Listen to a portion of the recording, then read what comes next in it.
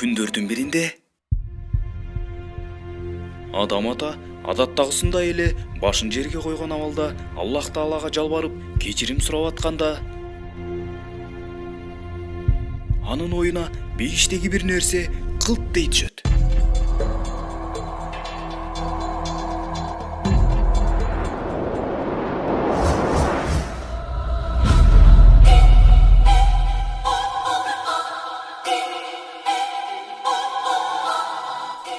Ассаламу алейкум, урматтуу Ушундук ТВ каналыбыздын көрүүчүлөрү. Мына ошентип бейиштен чыгарылгандан кийин адам ата менен обо эне жердин эки башка жерине түшүрүлөт. Адам ата бир жерге, ал эми обо эне жердин башка тарабына түшүрүлөт. Эсиңизде болсо, алар бейиште жүргөндө бардык ичип жеген оокаттары даяр эле.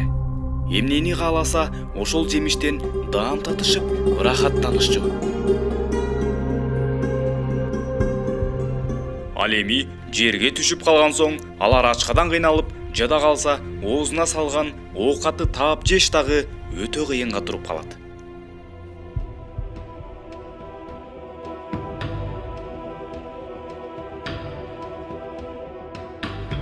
Ошентип, адам ата менен обо эне бирин-бирин көрбөстөн көптөгөн жылдар бою азап менен экөө эки башка жерде жалгыз талаалап жүрүп калышат.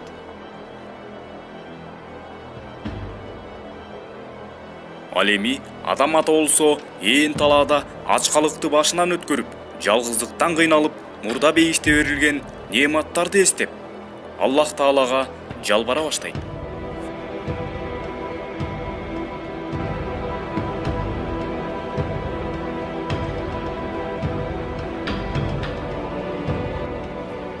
Бейиште берилген чексиз неамат, кереметтердин баркын сезип, ачкалыктан, жалгыздыктан кыйналып, Аллах Таалага жалбарып, бейиште кетирип алган катасы үчүн көзүнө жаш токтобой ыйлап жиберет.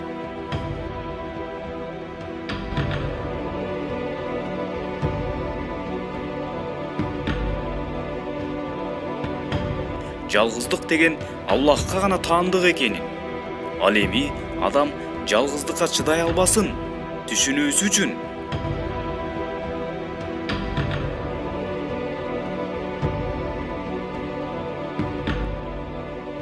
жада калса жөнөкөй эле ар бир оозго салган оокатты дагы маңдай тери менен таап жегенге аргасыз болоорун түшүнүп,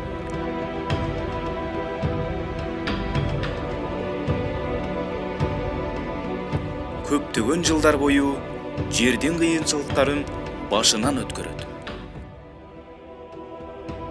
Ошентип, адам ата ар күн сайын Аллах Таалага жалбарып, башын саждага коюп, Аллах Тааладан кечирим суроону тынымсыз улантат.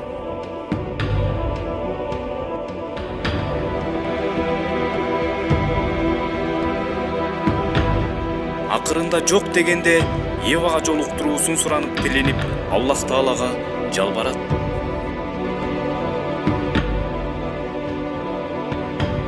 Бирок жараткан Аллах Таала дароо эле ошол замат кечирим ыйгара койбостон адамга убакытты созуу менен ушундай сыноону башына салып коет.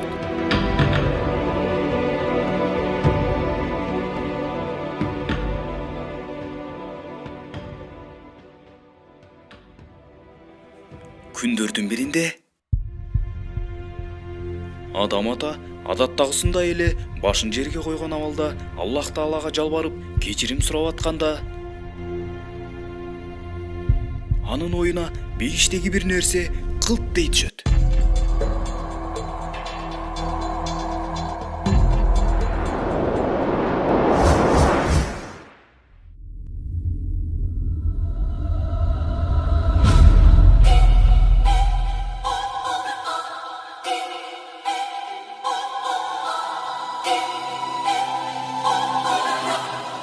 Ошол замат ойго батып туруп калган адам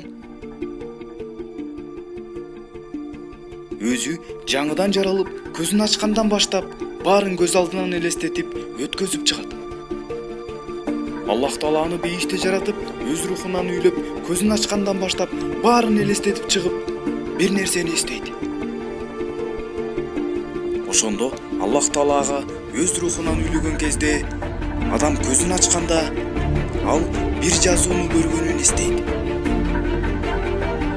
Эң алгачкы көзүн ачканда эле адам ушунчалык кооз, өзгөчө бир жазууну көргөнүн эстейт. Бирок ошол жазуу эмне деген жазуу экенин таптакыр эстей албай коет. Ошол жазуунун кандай экенин эч эле эстеп таба албай убара болот. Ошентип, ошол жазуунун эмне деген жазуу экенин эстей албай бир топ күндөр өтүп кетет. Адам ан сайын Аллах Тааладан ушунчалык ыйлап кечирим сурап, Аллах Таалага жалбаруу менен күндөрүн улантат.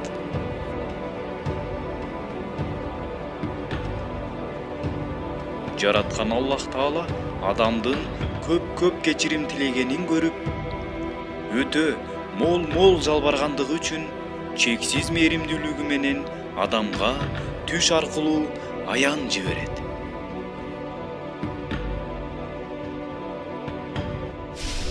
Ошондо адам түшүндө баягы топурактан жаралып, көзүн ачкандагы убактысын даана көрөт дагы.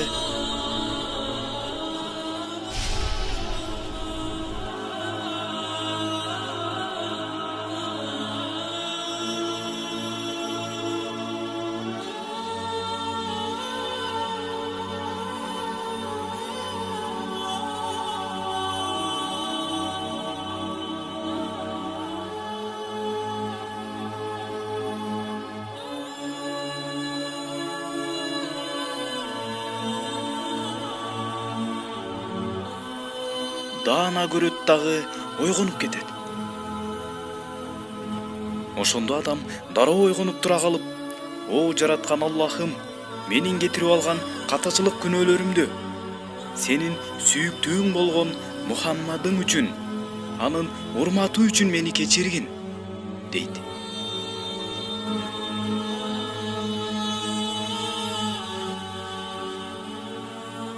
Ошондо жараткан Аллах Таала адамга мындай деди: "Эй адам, сен али мен жарат элек Мухаммадты кайдан билесиң?" Дегенде адам айтты: "О жараткан Аллахым, сен мени топурактан жаратып, мен алгачкы жолу көзүмдү ачкан кезде бейиштин кире бериш босогосунун үстүндө Ла илаха иллаллах Мухаммаду Расулуллах деген жазууну окуган элем. О жараткан Аллахым, сенин жалгыздыгыңдын, сенин улуу атыңдын жанында эң сүйүктүүңдүн гана аты жазылаарын ошондо түшүнгөн элем. Мен ошондо сенин эң сүйүктүүң Мухаммад экенин билген элем. О жараткан Аллахым, мени ошол сүйүктүүң болгон Мухаммадтын урматы үчүн күнөөлөрүмдү кечир.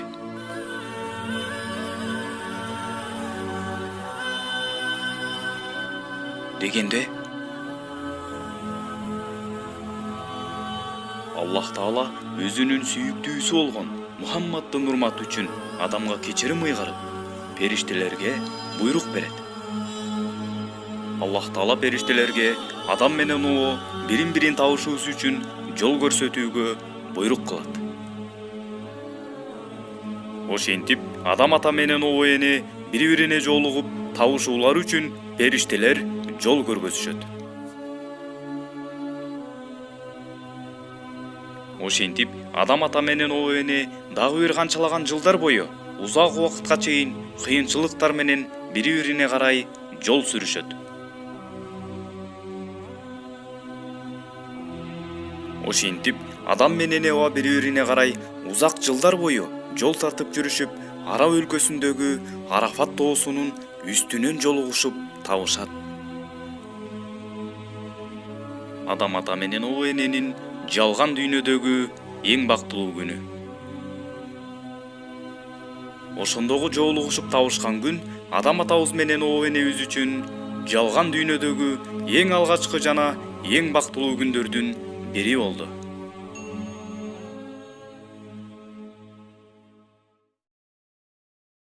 Мына көрдүңүзбү? Аллах Таала адам атаны, анын күнөөсүн сүйүктүү пайгамбарыбыз Мухаммад саллаллаху алейхи вассаламдын урматы үчүн кечирди. Жана адам ата менен оо энени анын урматы үчүн табыштырып, жолуктуруп, жалган дүйнөдөгү эң алгачкы бактылуулукту тартуулады. Эгер билсеңиз, бүткүл алам, 18.000 алам Мухаммад саллаллаху алейхи вассалам сүйүктүү пайгамбарыбыздын нурунан жаратылган. Демек, сүйүктүү пайгамбарыбыз Мухаммад болбогондо, анда бул алам жаралбай калат эле.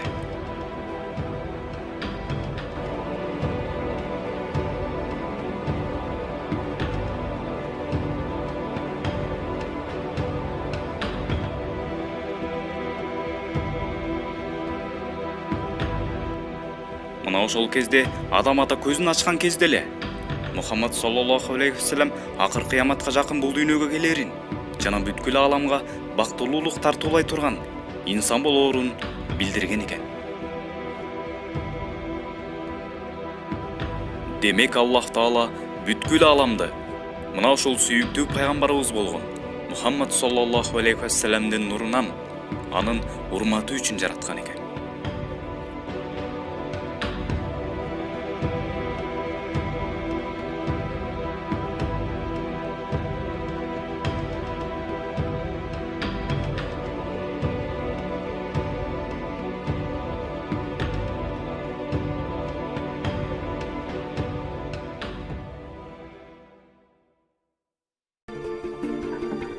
Демек бул өзүбүзчө айтканда, эгерде сүйүктүү пайгамбарыбыз болбогондо,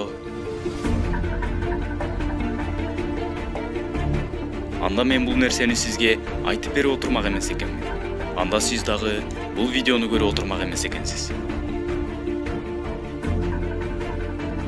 Деги эле аалам деген нерсе жаралбай, анда биз эч нерсе көрбөй жок болмок экенбиз.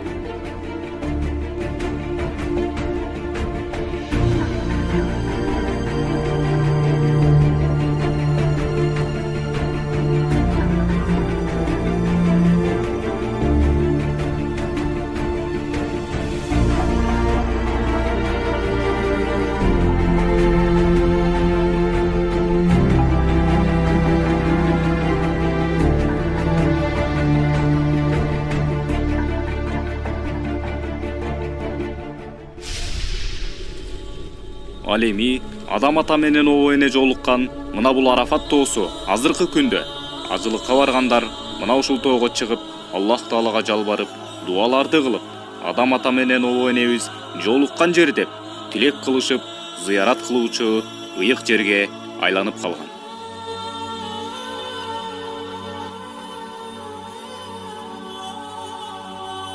Ал эми эсиңизде болсо, бейиште кетирип алган күнөөлөрүн Аллах Тааладан кечирим тилеп, Эва энеге жолугуусун тиленип аткан кез эсиңизде болсо керек.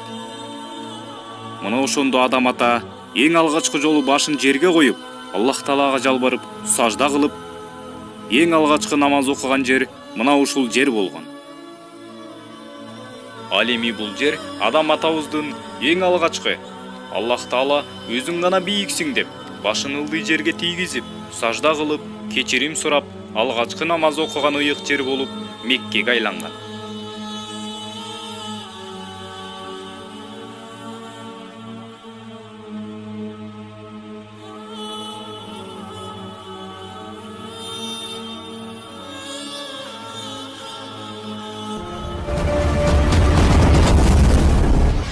Видеону даярдаган Шындык ТВ каналы. Ал эми бул видеого лайк басып, каналга катталганыңыз үчүн сизге терең ыраазычылык.